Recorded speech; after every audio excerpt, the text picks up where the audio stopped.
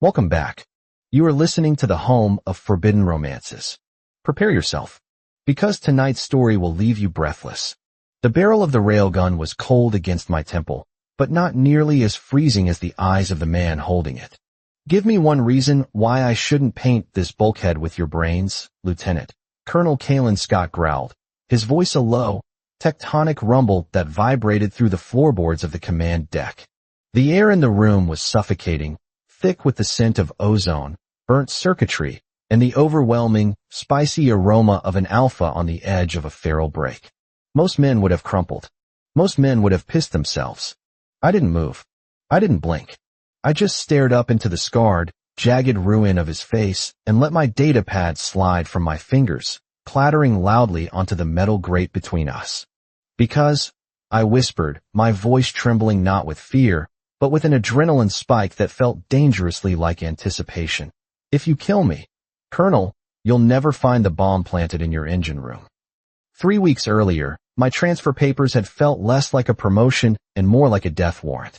The 7th Vanguard Division was the stuff of nightmares and legends. Situated on the bleeding edge of the Epsilon frontier, it was where the United Coalition sent the soldiers they couldn't control but couldn't afford to court-martial. And sitting at the top of that chaotic food chain was Colonel Kalen Scott. They called him the war god of Epsilon, a Class S Alpha with a combat record that read like a list of war crimes.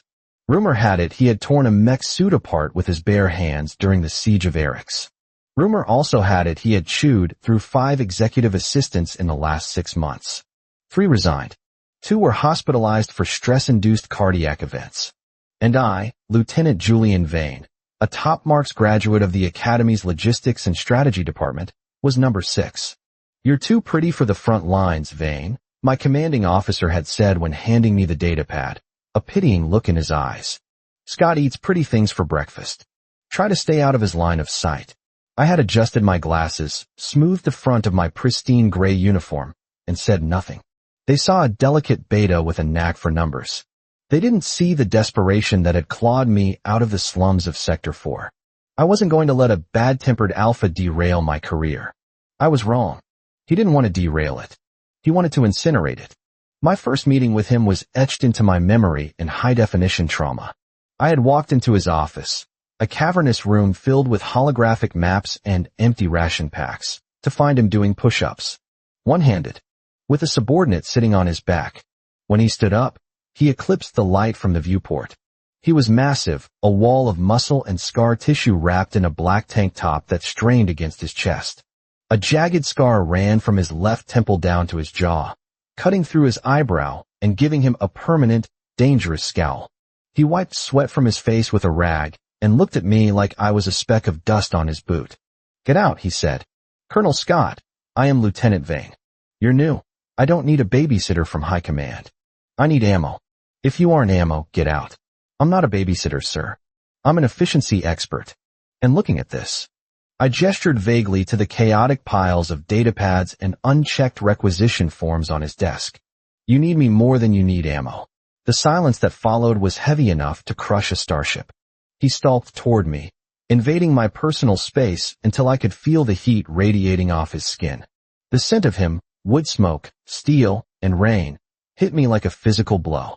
You think you're smart, Vane? He murmured, leaning down until our noses almost touched. Intelligence gets you killed out here. Instinct keeps you alive. You smell like library books and fear. You won't last a week. Then let me work for a week. I countered, locking my knees to keep them from shaking. If I'm useless, you can airlock me yourself. His eyes, the color of a stormy sea, narrowed. For a second, I thought he was actually considering the airlock. Then, he scoffed, a harsh, barking sound. Fine. 1 week. But don't come crying to me when the nightmares start. The nightmares didn't start that week. The work did. Being Kalen Scott's assistant was less about scheduling meetings and more about managing a natural disaster. The man was a whirlwind of violence and tactical genius, but he neglected everything else. He slept 3 hours a night. He ate only when reminded. He ignored injuries until he collapsed. I became his shadow.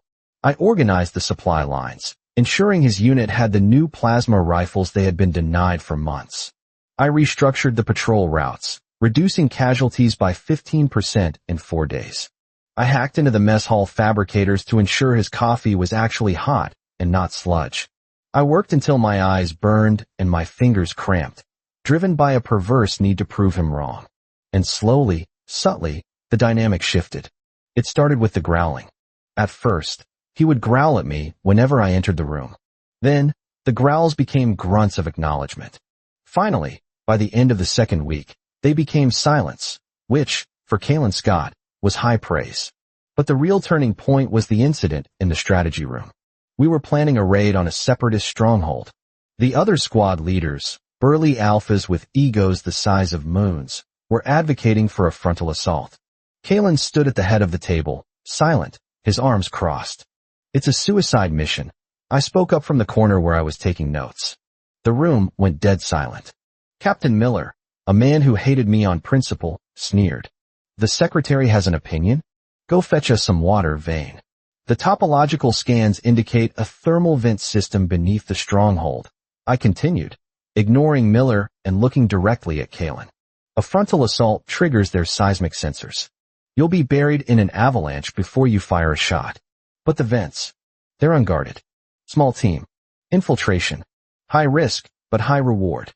Miller slammed his hand on the table. "You little—" "Sit down, Miller." Kalen's voice cracked through the air like a whip.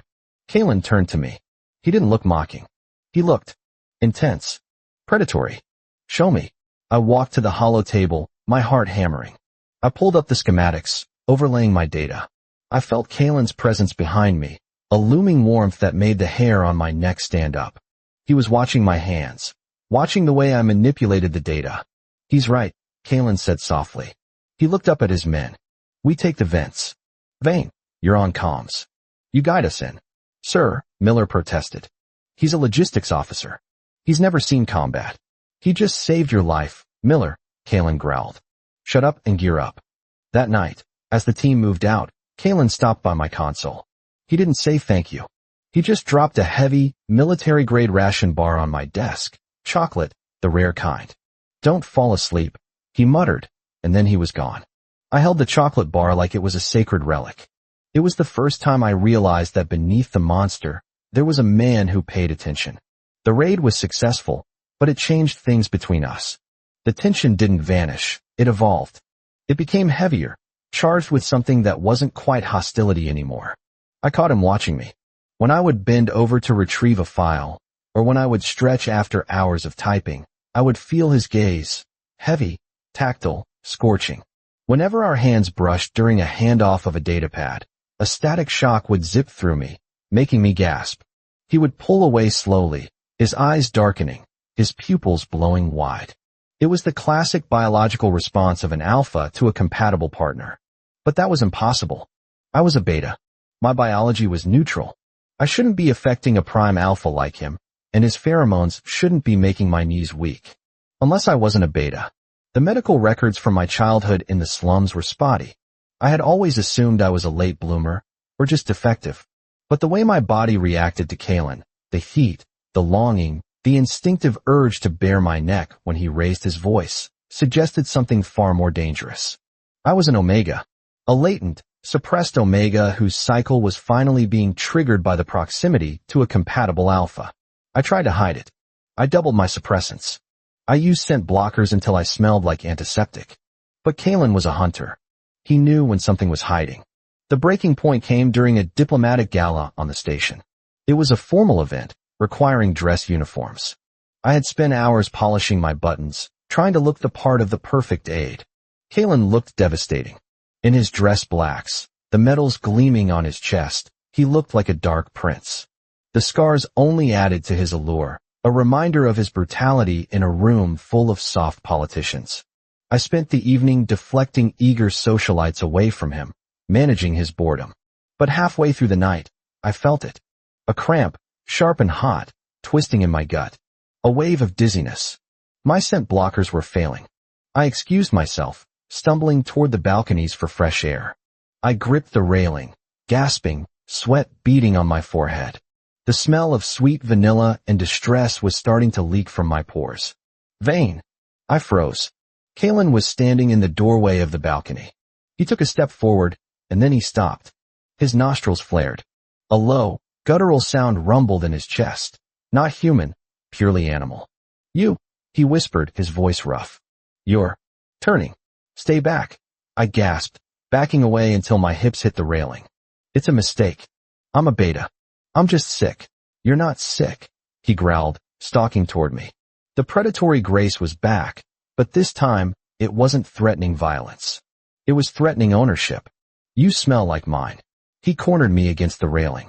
He didn't touch me, but he boxed me in with his arms, leaning down to inhale the scent at the juncture of my neck and shoulder.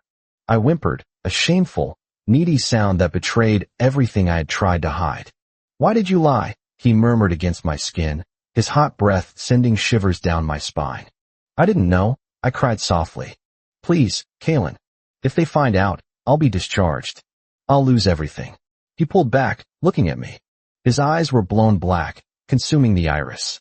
He looked like he was fighting a war inside his own head, the instinct to claim versus the discipline of a soldier. You think I'd let them touch you? He said, his voice dropping to a terrifying calm. You're my assistant. My strategist.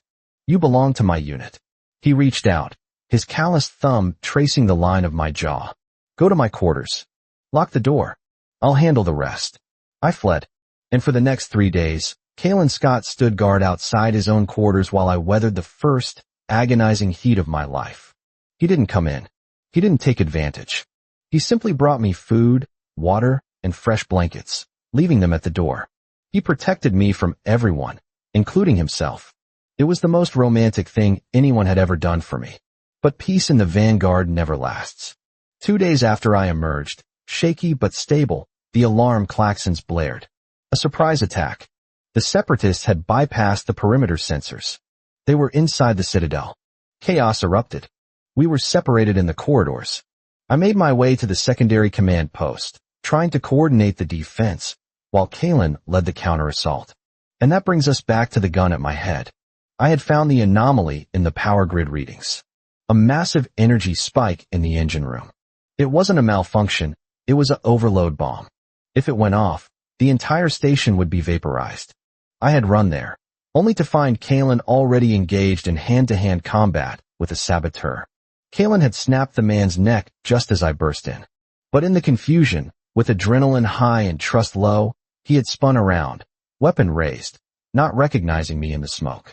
Die or speak. Because if you kill me, Colonel, you'll never find the bomb planted in your engine room. His eyes cleared instantly. The feral fog lifted. He lowered the gun, holstering it in one smooth motion. Where? He demanded. Behind the thermal regulator. They rigged it to the cooling cycle. We have 3 minutes. We sprinted. He didn't question me. He didn't hesitate. He tore the metal grating off the wall with a grunt of exertion, revealing the blinking red device strapped to the pipes. Can you disarm it? He asked, looking at the complex wiring. I'm a strategist, not a demolitionist, I said, my hands hovering over the wires. But I read the manual. Vane, he warned. I can do it. But I need you to bypass the manual lock on the console over there. You have to hold the circuit open while I cut the feed. If you let go, it detonates. Go. He moved to the console, jamming his fingers into the interface, his muscles bulging as he physically held the mechanism open against the magnetic locks. It was a feat of strength that shouldn't have been possible. He roared with the effort, veins popping in his neck. Cut it, Julian, he yelled, using my first name for the first time. I reached in with my multi-tool. Blue wire. Red wire. A decoy yellow wire. My hand shook. Trust your instincts, his voice echoed in my head. I bypassed the decoy and severed the blue. The timer stopped at 0:02. Kalen collapsed against the console, gasping for air. I slumped against the wall, sliding down until I hit the floor. We sat there in the silence of the engine room, alive. He looked at me across the room. He was covered in sweat, blood, and grease. He looked magnificent. You read the manual? He asked, a crooked grin finally breaking through his stoic mask. I read all the manuals, I replied breathlessly. He laughed. A deep, genuine sound. He pushed himself up and walked over to me, offering a hand. I took it, and he pulled me up, but he didn't let go. He pulled me into his chest, wrapping his arms around me in a crushing embrace. You stayed, he murmured into my hair. Everyone else runs. You stayed. I told you, I said, burying my face in the curve of his neck, inhaling the scent of smoke and rain that was now permanently imprinted on my soul. I'm not a babysitter. I'm your partner. He pulled back just enough to look at me. The intensity in his eyes was back, but the wall was gone. My partner, he agreed. And my mate. He kissed me then, a searing, desperate collision of lips that tasted of survival and promise. It was rough and unpolished, just like him, but it set my blood on fire. I gripped his tactical vest, pulling him closer, surrendering to the inevitable gravity between us. But just as the moment deepened, just as I thought we had won, his comms unit crackled to life. Colonel, we have the perimeter secured. But, sir, we found something on the saboteur's body. Encrypted files. Kalen didn't break eye contact with me. He brought his hand up to his earpiece. Report. The files. They're communications logs. Originating from inside the Citadel. Sir, the codes match. Match what? Kalen demanded, his voice hardening. They match Lieutenant Vane's personal terminal. The air left the room. Kalen went still. His hands, which had been holding me with such tenderness a second ago, froze. I stepped back, ice flooding my veins. Kalen, no. That's impossible. I didn't, Julian, he said, his voice terrifyingly quiet. Why are your codes on a dead terrorist's datapad? I was hacked, I pleaded, seeing the walls go back up in his eyes, thicker and higher than before. Someone framed me. You have to believe me. He looked at me. He looked at the Omega he had protected, the assistant who had saved his life, the man he had just kissed. And then he looked at the open door where his squad was arriving, weapons drawn. It was the impossible choice. The heart or the duty. The mate or the mission. Kalen Scott, the war god, didn't hesitate. But for the first time in his life, his hand shook as he reached for his cuffs. Lieutenant Vane, he said, his voice devoid of emotion, though his eyes were screaming. You are under arrest for treason. As they dragged me away, I looked back at him. He stood alone in the engine room, a solitary figure in the dark, watching the only person who understood him being taken to the brig. He didn't know that I had already solved the encryption in my head. He didn't know that the real traitor was the man currently standing at his right hand, Captain Miller. And he didn't know that by arresting me, he had just played right into the enemy's hands. I didn't fight the guards. I walked with my head high. Because the wolf had forgotten one thing, I wasn't just his Omega. I was his strategist. And I had a plan. And that is how the Viper tamed the wolf, by letting him think he had won, only to rewrite the rules of the game from the inside of a prison cell. If you enjoyed seeing Julian take control of the situation even in chains, destroy that like button. And tell me in the comments, would you forgive a husband who arrested you to save face, or would you make him crawl for it? I'll be reading your answers. Subscribe for the next chapter. Until then.